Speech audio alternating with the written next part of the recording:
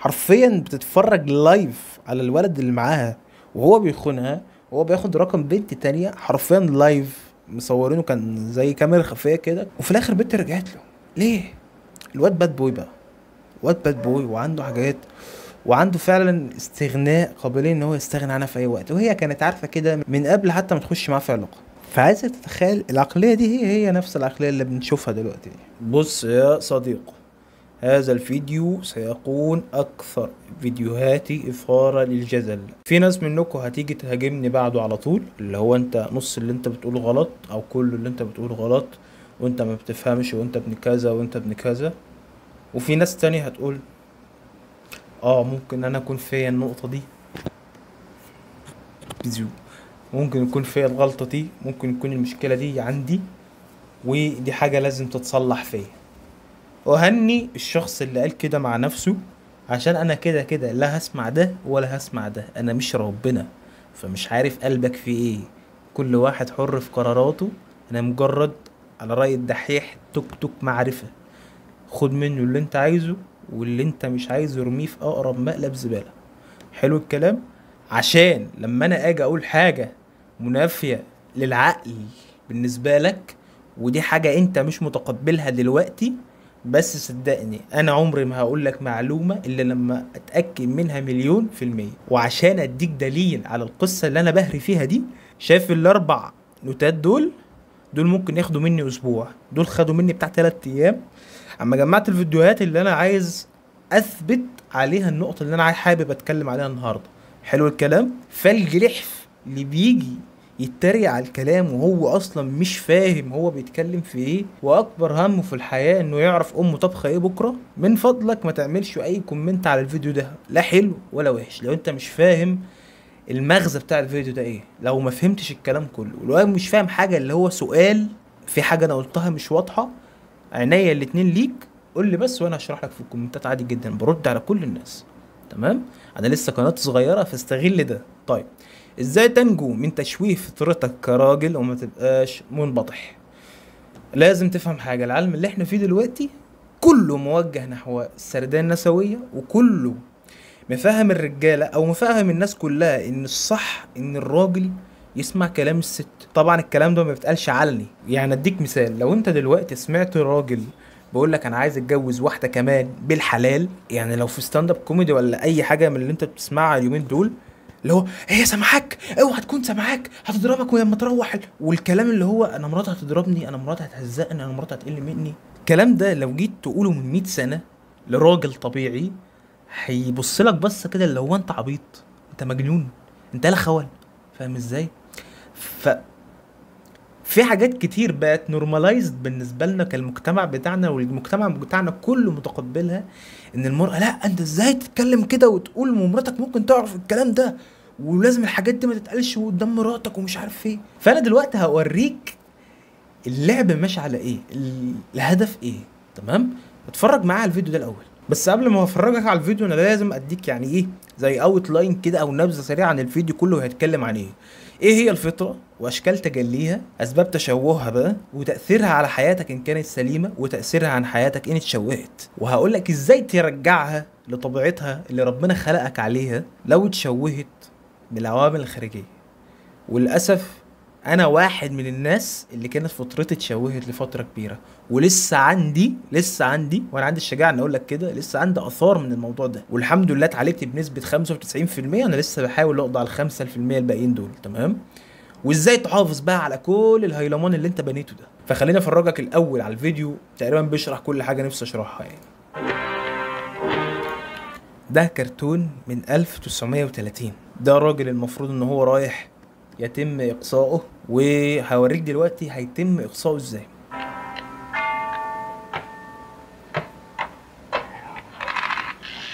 خد بالك معايا بقى، اول ما يشد سكينة الكهرباء ايه اللي هيحصل فيه.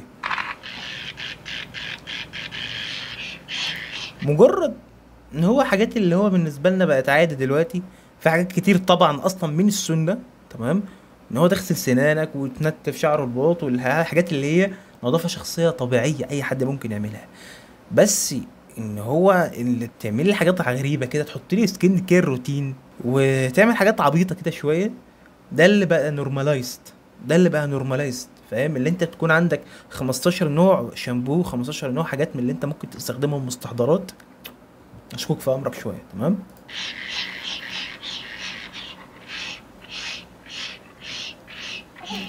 يا ده لو شايف الضحكه من الكيرو بتاع، شيل المشي، اوعى اوعى الدلع. ده الهدف يا صاحبي. كل حاجه حواليك ماشيه نحو الهدف ده، ان هي تطمس وتمحي شخصيتك وفطرتك اللي انت حرفيا بتتولد بيها. ده البروجرام، ده السوفت وير اللي انت بتنزل بيه من عند ربنا. تخيل. ولو اتشوهت مع العوامل ومع الزمن، ولو سمعت كلام البنات، اصل انت بص، انت، انا كاتبها لك هنا، البنات بيقولوا انهم بيحبوا الولا اللي بيسمع الكلام، اللي بيهتم بيها قوي، اللي بيحترمها، اللي بيقدر كلامها، اللي ايه بيجيب ورد وحاجات وطول النهار حبوب ولذيذ، وفي الاخر بيروح يضاجعوا الولا اللي ولا اداهم اي حاجه ولا قدم لهم اي حاجه وبعاملهم كانهم مجرد حيوانات. بيروحوا يضاجعوا ده، والحلو اللي هم بيقولوا عليه حلو راكنينه على الدرج، راكنينه على الرف، ما بتردش عليه، تسيبه باليومين تلاتة ما تعبروش، واللي هو موجود، فاهم ازاي؟ ستبن. هو انت الولد اللي ستبن ده. تمام. انا ما بكلمش عليك انت اللي هو الشخص اللي فاهم الدنيا غلط، مش فاهم اللعبه بتمشي ازاي. وللاسف، للاسف الشيوخ نفسهم بقوا بيروموتوا ان هم بيروجوا للموضوع ده، بيروجوا ان هو عايشين في العالم البامبي، العالم الاسلامي اللي هو مش موجود للاسف. انا مش انا اللي عامله، هو للاسف البشر اللي شخوا في الدنيا وخلوها بالشكل ابن الوسخه ده. تمام. فمفيش واحده شريفه بنسبة 99.9% مش هتلاقي واحدة عدلة انها تصلح كأم. وانا اصلا قناتي دي كلها معمولة ليك انت عشان تكتشف البنت الكويسة مش من البنت الكويسة، وتعمل جسم حلو عشان تجيب البنت الكويسة دي وتكون فعلا تستحقها. وانا عندي مثال حلو قوي بضرب بيه الموضوع ده. اذا اردت امرأة كخديجة، سيدنا خديجة عملت حاجات لا حصر لها ولا عدد، ونصرت سيدنا محمد، نصرت الاسلام وظبطت الدنيا خالص، بحيث ان هو الست دي لو ما كانتش موجوده كان فعلا ممكن الاسلام ما يكونش موجود. تمام. فست عظيمه زي دي ان كنت عايز واحده زيها، عليك ان تكون رجلا كمحمد. كل واحد بليه عيوبه، بس احنا لازم نعرف الصح ونشاور عليه، ما نعملش كده وكده ونقول ربنا يكرم. فاهم؟ انا مش عايز اقلب فيديو رياكت والله، بس انا هحاول افرجك بسرعه شديده على مثال للراجل اللي ماشي على فطرته وماشي بالطبيعه وعارف حدوده فين وما بيسمحش لحد انه يعديها مهما كان التمن، حتى لو هيخسر الشخص ده. تمام. مش فارق معاه بنت تيجي تروح تغور في 60 داهيه، مش فارق معاه شغلانه تروح، وظيفة تروح، منصب يروح، اهم حاجة مبادئي اللي انا مؤمن ان هي بتعمل قيمتي. انا مش عايز اسمعه كله والله، عشان انا الصراحة ما عنديش خلق ولا وقت، بس هحاول ما تيسر منه عشان ايه انت تطلع بمعلومة مفيدة تفهم بجد اللعبة ماشية ازاي. انا مش عايزك تكون مغفل في اي وقت. تمام. عشان انا لفترة في حياتي كنت مغفل بجد وتعبت كتير، تعبت كتير قوي. في ناس بتقولك نعيم الجهل وجحيم الوعي. مفيش في الوعي جحيم. لدرجة معينة من الوعي ممكن يقلب جحيم، عشان انت بتبقى عارف اللي انت قد ايه ضعيف ومش قادر تغير اي حاجة في الكون، فممكن تتجنن بسبب الموضوع ده. بس الوعي انت محتاج على الاقل نسبة وعي مهولة عشان توصل للبير مينيموم اللي عايشك مرتاح. تمام. فانت الجهل كله وحش والوعي كله وحش، بس لازم تبقى اقرب لانك تكون واعي من انك تكون اقرب للجهل، عشان الجهل بيسبب سرطان الجهل، وسرطان الجهل ممكن يقتلك ويقتل كل اللي حواليك من غير ما حتى تحس. انت اهلاوي ولا زملكاوي؟ زملكاوي. احنا في كارثه كبيره، انت برج الحمل وزملكاوي واصغر مني. هم كلهم كانوا زملكاويه وبرج الحمل؟ لا لا لا. ده اول شيت تيست في البرنامج. هي قلت منه، هي بشكل ممكن يكون لا واعي ان هي قلت منه، وقالت له يعني انت زملكاوي ومش عارف برج ايه وحاجه كمان. لا هما اللي قبلك انا كده ولا ايه؟ فانت ممكن دلوقتي في ناس اللي هو انا لا والله ممكن اغير ابقى اهلاوي عادي لو هتحب كده. دي بقى البرمجه الحديثه اللي هو انا هغير من رايي عشان اطابق الوصف اللي انت حطاه في خيالك، عشان انت دلوقتي الجايزه بالنسبه لي. فانا عايزك تركز على انه بيتعامل ان هو الموضوع انت موجوده زي ما انت مش موجوده. وجودك هيضيف لي ان هو هيخلي الحياه طعمها حلو، بس من غيرك هعرف اسلك. وان انت مش كنتي مستوفيه معاييري والستاندردز اللي انا حاططها في حياتي للبنت اللي انا عايزها تكون معايا، انت ما تلزمنيش. وكل الديت اللي احنا نتفرج عليه دلوقتي ده هيفهمك بالظبط البقين اللي انا لسه حاكيهم دول. تمام. وغير كده انا مش كروي قوي في مصر، يعني ما بتفرجش على كوره كتير في مصر. طيب يعني عادي ممكن ما تبقاش زملكاوي. اعتبرني مش زملكاوي. انت عارف ان انا بحبك. انت لحقت ولا ايه السؤال ده؟ اعتبرني مش زملكاوي. هو مش برضه مش اللي هو انا هغير رايي عشانك، هو براحتك عادي. هو الموضوع اصلا مش فارق له، فاهم؟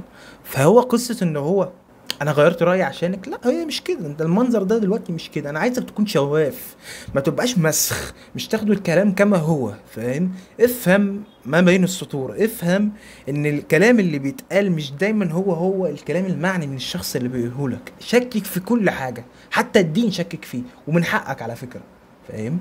افهم الدنيا بتمشي ازاي حواليك وبجد هترتاح. يعني انت هترمي طبق في وشي صح؟ وحياة ربنا هرميه في وشك. المشكله ان الكلام سهل، انت لسه مش شايفاني. انت طولك ركز بقى في الكلمتين دول. عارف انت وهو بعملها ان هي عيله صغيره قد كده، وهو في المنصب والوضع اللي هو مش جسمه ما شاء الله عليه، هو فعلا بيتكلم بثقه. هو فعلا انت مش شايفاني، مصدق الوضع اللي هو حاطه لنفسه. وهو فعلا من منظره، هي مش شايفاه بس احنا شايفينه، من منظره انت تعرف. فالشكل والمنظر والهيئه العامه هي اللي بتدي الاورا.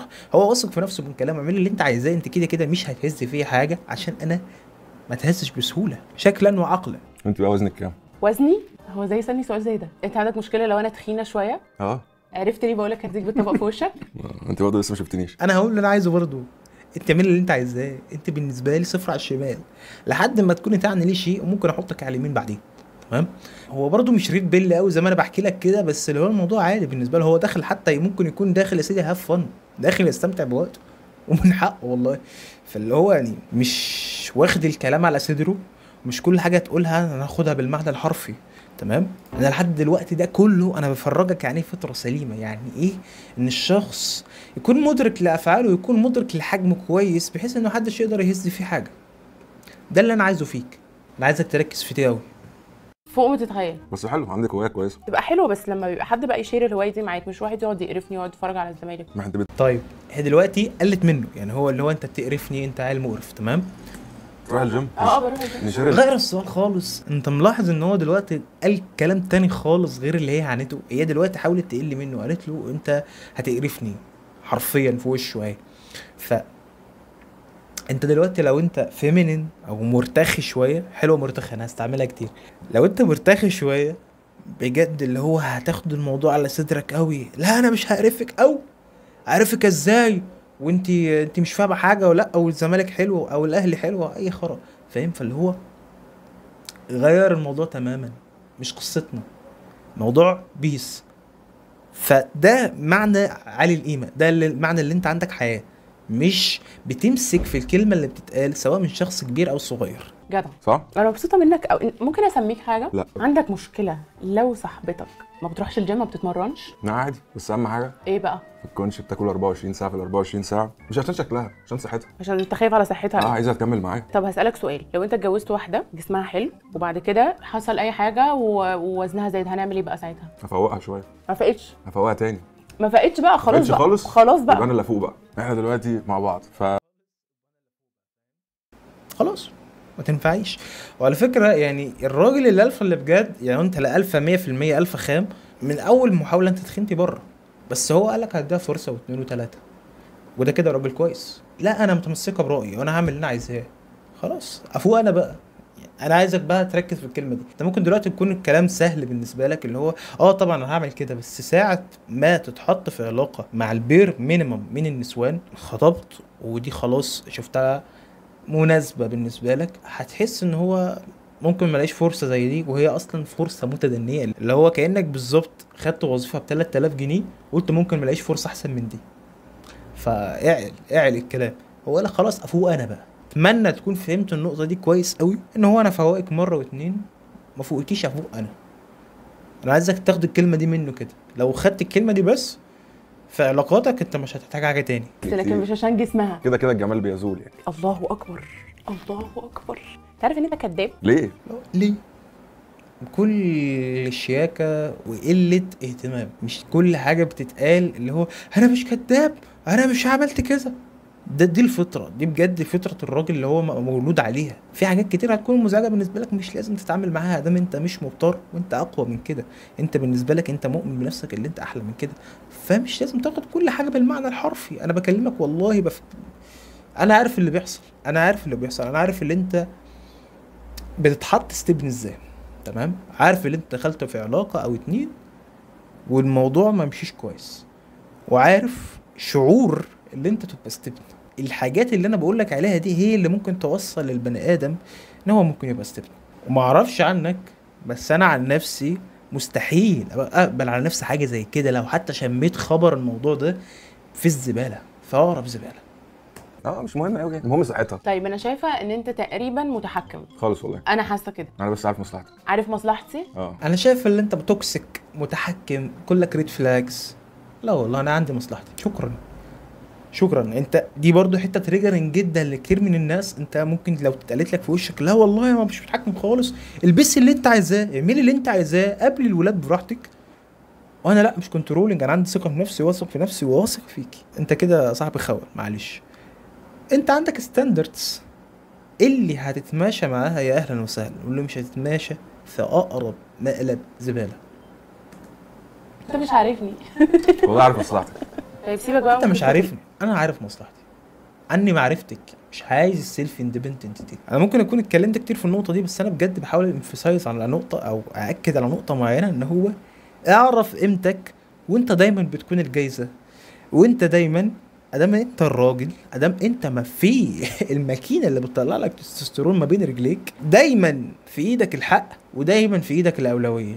مفيش حد احسن من حد، بس في حاجه اسمها قوامه، في حاجه اسمها اللي انت دورك كرجل اللي انت تخاف عليها وتحميها حتى من نفسها. لو هي مش مستعده تكون متقبله شيء زي ده او مش مستمتعه بيه، يعني في بنت لو انت جيت تقول لها ما تلبسيش كذا بغير عليك تنبسط قوي، انت راجلي وانت اللي بتحميني. في بنت تانية لا، انت متحكم وكلك ريد فلاجز وتوكسيك.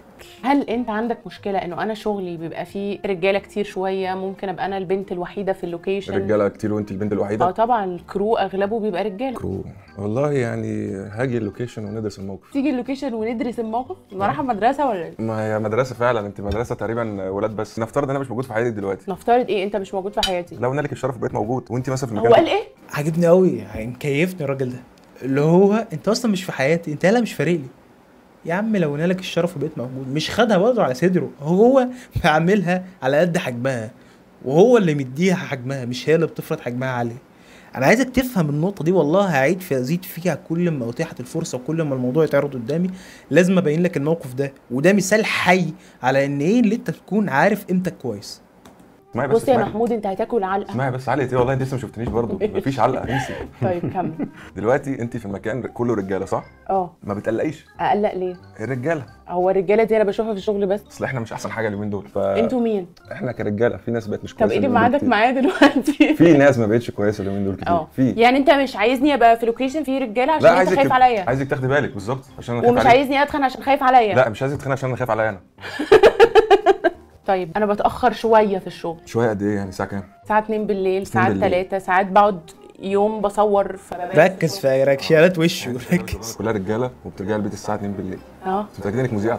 طيب لا انت هوكر من غير ما يقول لها انت هوكر، تمام؟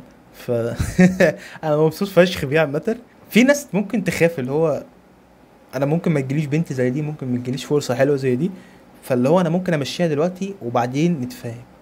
مفيش حاجه اسمها كده. عاجبك قانوني امشي بيه اهلا وسهلا، مش عاجبك في اقرب مقلب زباله مره واثنين وثلاثه. ممكن حد يديني شبشب؟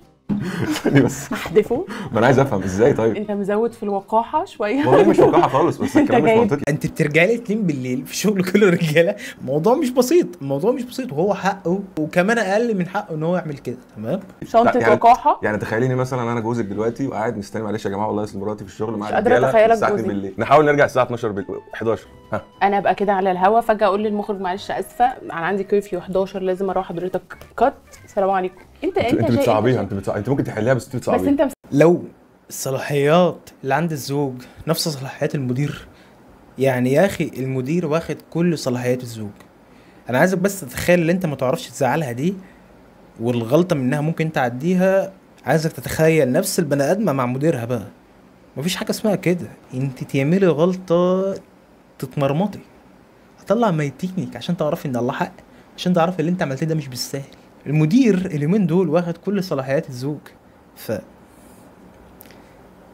انا نصيحه مني، انا عن نفسي مش هتجوز واحده بتشتغل. متعلمه فول اوبشن وجميله ودماغها حلوه وكل حاجه، بس مش ما بتشتغلش، او حتى ما بتشتغلش وهي على ذمتي وهي معايا. وانا برضو عندي القناعه ان انا المفروض اجيب كل حاجه من الابره للصاروخ، اخدها بشنطه هدومها ومن غير شنطه هدومها كمان، وتيجي تقعد معايا في بيتي بفلوسي بشغلي بحياتي. انا هي اضافه ليا، هي في كنفي، مش انا، او مش هنشارك. وده الصح، ده الصح. المجتمع اللي احنا فيه عكس كل الموازين وكتب لك قايمه ونصصت الموضوع، وفي الاخر كله بيتفشخ. مش قصتي، مش لعبتي. وقوانين الخلع والخرا اللي احنا عايشين فيه كمجتمع مصري والقايمه والبلاوي دي، انا ممكن اعمل عليها 700 فيديو والله ما هنوصل للنتيجه في الاخر. بس انا كل اللي بكلمك فيه ده لمصلحتك انت، عشان تكون فاهم الدنيا ماشيه ازاي حواليك، مش عشان واحدة تخش حياتك تعجب بيها تتجوزها وفي الاخر تتبسك وتاخد شقتك وترميك في الشارع بعد ما ضيعت شقة عمرك كله على واحدة اقل كلمة تقال عليها انها.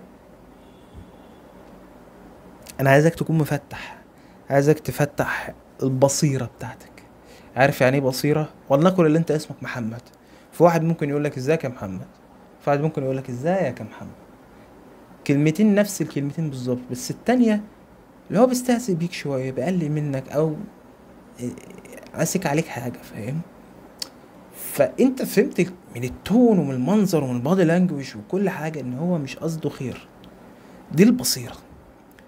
كن نفس الكلمة تسمعها تفهم كل الحاجات اللي وراها، تمام؟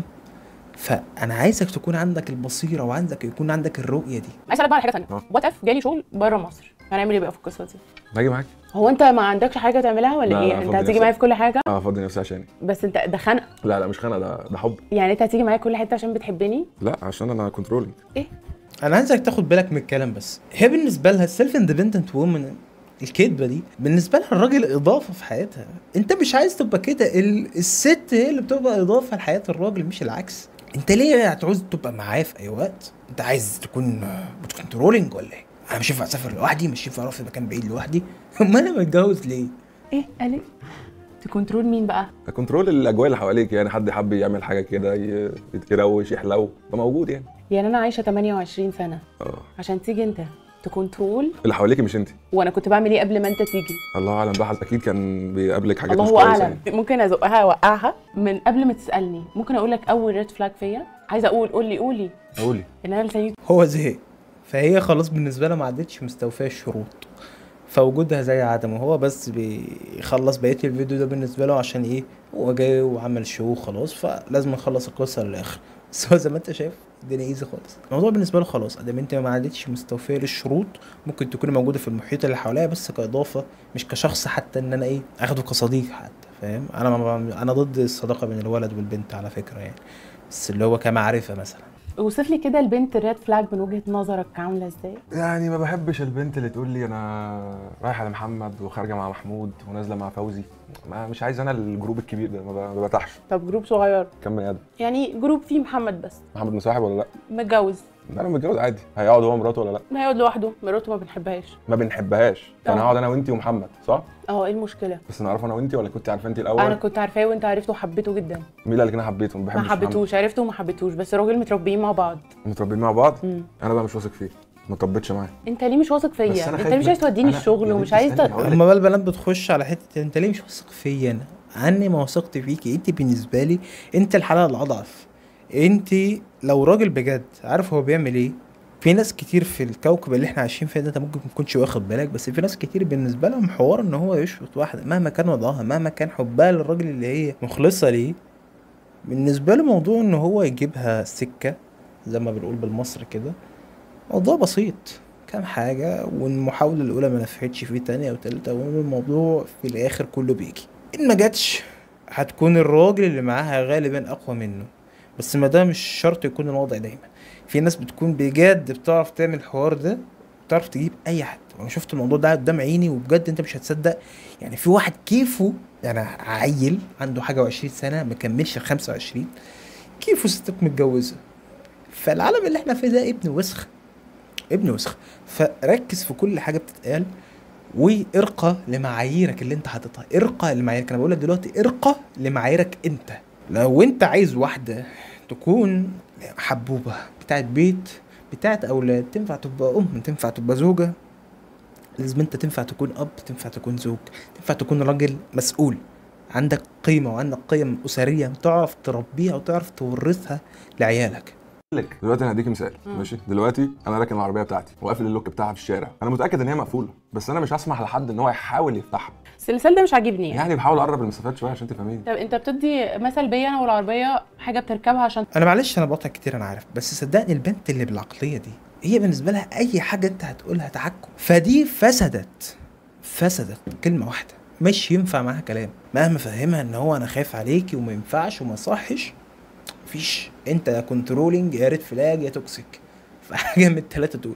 وفي الاخر هي اللي بتندم. يعني لو في ظروف غير كده، ولو الراجل ده مش كويس، هتيجي معاه سكه وهيعمل كل اللي نفسه فيه، فاهم؟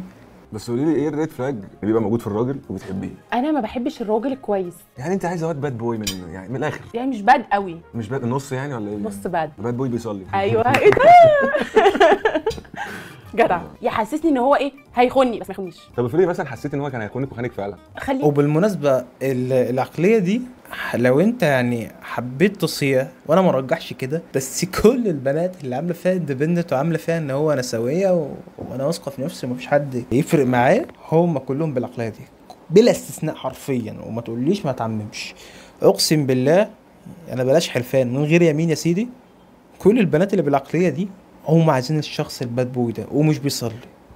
عندك بايك، عندك بتاع، شكلك حلو، جسمك حلو، هتعرف تفشخها نفسيا، تعرف تربيها، تعرف يعني ايه تحس ان انت فعلا حواليك نسوان كتير وعندك اوبشنز كتير، هتعمل معاك اي حاجه انت عايزها. لينا نبقى واقعيين، الرجاله خوني بس ما يخونيش. هي عايزه كده ولو خانها. يعني انا اتفرجت على حاجه من زمان كده، واحده حرفيا بتتفرج لايف على الولد اللي معاها وهو بيخونها وهو بياخد رقم بنت تانية، حرفيا لايف مصورينه، كان زي كاميرا خفيه كده، كان شو مش فاكر امريكا هو. وفي الاخر البنت رجعت له. ليه؟ الواد باد بوي بقى، واد باد بوي وعنده حاجات وعنده فعلا استغناء، قابلية ان هو يستغنى عنها في اي وقت، وهي كانت عارفه كده من قبل حتى ما تخش معاه في علاقه. فعايزك تتخيل العقليه دي هي نفس العقليه اللي بنشوفها دلوقتي دي. طب افرضي مثلا حسيت ان هو كان هيخونك وخانك فعلا. خلينا نبقى واقعيين، الرجاله اغلبهم مش بيكتفوا بست واحده، فلو في خيانات معينه تعدي. يعني لو كلم واحده مثلا خيانه، هي خيانه بس مثلا لو جه قال لي حقك عليا حاجه ما تعديش. لو قال لها حقك عليها هيقل في نظرها. هو الباد بوي يعني مش بيعتذر، ده مقضيها وهو مقتنع ان محدش هيحاسبه. ده الباد بوي يا شباب، ده لو انت عايز تكون باد بوي دي الطريقه. بس انا ما برجحش كده، وانا عايزك تكون لا جود بوي ولا باد بوي ومالكش في القصص دي اصلا. انت عايز تكون اب، عايز تكون زوج، عايز تكون حاجه قويه، عايز تكون رجل شامخ، رجل راسخ، رجل عنده قيم ومبادئ. دي الحاجه اللي هتخليك فخور وتصحى كل يوم وانت مبسوط، وتصحى كل يوم وتحس ان انت مش عليك حاجه لحد ومش عندك حاجه تخاف منها. دي لو دي العيشه اللي انت عايزها، فدي الحاجات اللي انا بنشرها ودي الحاجات اللي انا بدعو ليها. مش عايز تسالني لو خنتني هعمل ايه؟ هتعملي ايه يعني؟ هاكلك علقه، هكرتك علقه. نفس العلقه. انا بص، انا عايزك تفهمي حاجه، انت مستحيل تاكليني علقه. عارفه هيتقال لك ايه في الاخر؟ ايه؟ معلش يا حبيبتي حصل خير، ما تخربيش بيتك، المسامح كريم. اصل انت اللي قصرتي، اصل انت مش بتظبطي نفسك بقالك فتره، اصبغي شعرك، طولي ضوافرك، بس فتخربي بيتك بايدك. طب ما اخرب بيتي ليه فعلا؟ انت بتقنعني، انت بتقنعني ليه؟ طالما ما حبش واحده تانية تعدي. بس انا ضدك بصراحه. فيري نايس، معناها ان انت بوينج. معناها ان انا ايه؟ بورنج.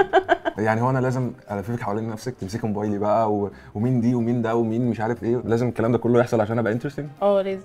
انت عندك تروما تقريبا زمان فهتطلع عليا. لازم الكلام ده كله يحصل عشان ابقى انترستنج؟ لازم. صدقني هي مش عايزه علاقه مستدامه، مش عايزه حاجه ان هو انا هموت مع الشخص ده، دي اخرها سنه سنتين وتترمي. دي الناس دي عقليتهم اتبرمجوا على كده، ممكن تكون حتى مش مدركه اللي هي بتقوله، وعنها ما ادركته ما تفرقليش، ما تنفعليش كعلاقه طويله الامد. تمام.